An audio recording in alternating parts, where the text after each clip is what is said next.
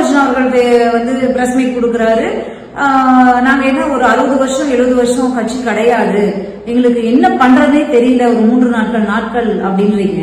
அப்ப இப்படியான ஒரு சூழல்ல ஒரு இன்சிடென்ட் நடக்குது, இதையே ஃபேஸ் பண்ண தெரியல, நாங்க ஒன்னும் 60 வருஷம் 70 வருஷம் எக்ஸ்பீரியன்ஸ் கட்சி கிடையாதுன்னு சொல்றீங்களே, அப்ப சிஎம் ஆகி ஒவ்வொரு விஷயத்துக்கும் இப்படிதான் சொல்லுவீங்களா? இப்ப நீங்க சிஎம் ஆகி நீங்க பிராக்டிஸ் பண்ணிக்கிறதுக்கு, நீங்க எக்ஸ்பீரியன்ஸ் பண்றதுக்கு, நீங்க கத்துக்கிறதுக்கு நாங்க வந்து அடிமட்டால உட்கார்ந்துட்டு இருக்கணுமா? இங்க யார் வேணா அரசியலுக்கு வரலாம், வாங்க, நீங்க வரலாம், கமெண்ட் போடுறவங்க வரலாம், கமெண்ட்ல போய் இன்னொரு கமெண்ட் போடுறவங்க வரலாம், யாரு அது ஒவ்வொரு கட்சிக்காக யூடியூப் சேனல் நடத்துறவங்க வரலாம், அது திமுக இருந்தாலும் சரி, அதிமுக இருந்தாலும் சரி, தாவேகா இருந்தாலும் சரி, யாரும் வரக்கூடாதுன்னு இல்ல, கட்சி நடத்தக்கூடாதுன்னு இல்ல, அரசியல் கூட்டம் நடத்தக்கூடாதுன்னு இல்ல. உங்களை நம்பி வர்றவங்களுக்கு முதல்ல நீங்க பொறுப்பு, அதுக்கப்புறம் தான் வந்து உளவுத்துறை காவல்துறை எல்லாம். இதைத்தான் நம்ம ஆரம்பத்துல இருந்து பேசிட்டு இருக்கோம். உளவுத்துறை காவல்துறையை கையில வச்சிருக்கக்கூடிய திமுகவுக்கு இதுல பொறுப்பே இல்ல, நம்ம பேசவே இல்லை. உளவுத்துறைக்கு பொறுப்பு இருக்கு, காவல்துறைக்கு பொறுப்பு இருக்கு. காவல்துறையை தாண்டி உளவுத்துறைக்கு அதிக பொறுப்பு இருக்கு. 4-5 கூட்டங்கள்ல வந்திருக்காங்க அப்படிங்கும்போது அவங்க கணிச்சிருக்கணும், முன்னேற்பாடுகளை பண்ணிருக்கணும் அப்படிங்கிறது இருக்காது. இவங்களுக்கெல்லாம் முன்னோடியா தாவேகாவுக்கு பொறுப்பு இருக்கு. 4-5 நிகழ்ச்சிகள் முன்னாடி நீங்க நடத்தினீங்கல்ல, அப்ப அந்த நிகழ்ச்சிகளே இவ்வளவு கூட்டம் வருதுன்னு நீங்க பாத்தீங்கல்ல, அப்ப மக்கள் மேல உங்களுக்கு அக்கறை இல்லையா? சரி, ஓகே, திமுக அரசுக்கு அக்கறை இல்ல, உளவுத்துறைக்கு அக்கறை இல்ல, காவல்துறைக்கு அக்கறை இல்ல, விஜய்க்கு அக்கறை இல்லையா? உங்க ஒவ்வொரு கூட்டத்தையும் வந்து இத்தனை பேர் மயங்கடிச்சு கொடுக்குறாங்க, இவ்வளவு மணி நேரம் நம்ம காக்க வைக்கிறோம், தண்ணி கூட இல்ல, அடிப்படை விஷயமான தண்ணி கூட இல்லாம வெயில் நிப்பாட்டுறோம், இவ்வளவு பேர் மயங்கி விடுறாங்க. நாமக்கல்ல 15 பேர் ஐசியூல இருந்தாங்க.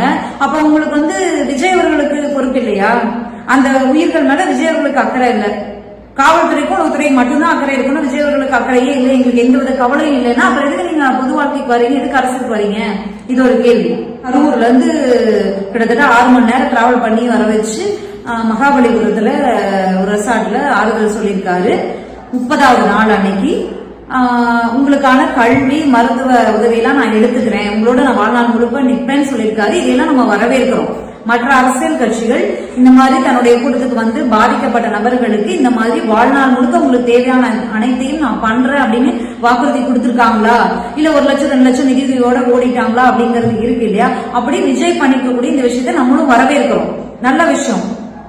ஆனா இந்த வாக்குறுதிகள் வந்து எந்த அளவுக்கு செயல்பாட்டுல இருக்கும் அப்படிங்கிறது நமக்கு கேள்விக்குறியா இருக்குல்ல. ஏன்னா ஏதாவது பிரச்சனைனா ஓடி போற நபர்கள் வாழ்நாள் முழுக்க அவங்களோட நிப்பாங்களாங்கிறதும் நமக்கு வந்து நம்ம வரவேற்கிறோம். அந்த விஷயத்த, அந்த முன்னெடுப்பை நம்ம வரவேற்கிறோம். ஆனா நிப்பாங்களாங்கிறது நமக்கு டவுட்ஃபுல்லா இருக்குல்ல. அப்படியான செயல்பாடுகள் தானே தாவேகாவுக்கு இருக்கு. இன்னொன்னு, அந்த மரிய வில்சன் ஒரு நபர், அவர் வந்து ஜேபிஆர் அப்படிங்கிற கல்லூரியினுடைய இயக்குநராக ஏதோ இருக்காருன்னு நினைக்கிறேன். அவர் பத்தின ஒரு வீடியோ வெளியில வந்துருந்துச்சு. அதுவே நமக்கு ஒரு அதிர்ச்சி கொடுக்கக்கூடிய விஷயமா இருக்கு. ஏன்னா அவங்க கல்லூரியில நடந்த ஒரு கட்டட வேலைப்பாடு கட்டுமான நிகழ்வுல வடமாநில தொழிலாளர்கள் உயிரிழந்திருக்காங்க. அவங்களுக்கு எந்த வித நிவாரணமும் கொடுக்காம கோர்ட்ல போய் ஸ்டே ஆர்டர் வாங்கியிருக்காரு அந்த மரிய வில்சன் அப்படிங்கிற நபர். அப்படிப்பட்ட மரிய வில்சன் அப்படிங்கிற நபர் தாவேகா அப்படிங்கிற தான் சார்ந்த அந்த கட்சி நிகழ்ச்சியில உயிரிழந்தவங்களுக்கு குடும்பத்துக்கு தேவையான உதவிகளை பண்றோம், மாசம் 5000 ரூபாய் கொடுக்குறோம், கல்வியை வந்து நாங்க வந்து தேவையான கல்வி உதவிகளை முழுமையா பண்ணுவோம் அப்படின்னு சொல்லியிருக்காரு. அப்படிங்கும் போது இங்க கொஸ்டின் மார்க் வருது இல்லையா? அவங்க பண்ணினா நமக்கு சந்தோஷம், நம்ம அவங்கள வாழ்த்துறோம். ஆனா டவுட்ஃபுல் அங்க வருது இல்லையா? அவங்களுடைய முன்ன செயல்பாடுகள் அப்படித்தானே இருக்கு அப்படிங்கறதும் நம்ம இங்க பாக்குறோம். இந்த என்னதான் நம்ம வந்து அவங்க ஆதரவு சொன்னாலும், என்னதான் அவங்க வந்து விஜய் அவர்கள் வந்து வாழ்நாள் முழுக்க உடல் இருக்குன்னு சொன்னாலும், அந்த இழப்பு நடந்த அந்த துக்கத்துல போய் அவங்க வந்து நிக்கல அப்படிங்கிறது, அவங்களுக்கு தேவையான உதவிகளை பண்ணல அப்படிங்கிறது நமக்கு வந்து யாராலையுமே மாற்ற முடியாத ஒரு வடுதான். அதுல இருந்து யாருமே மீண்டு வர முடியாது.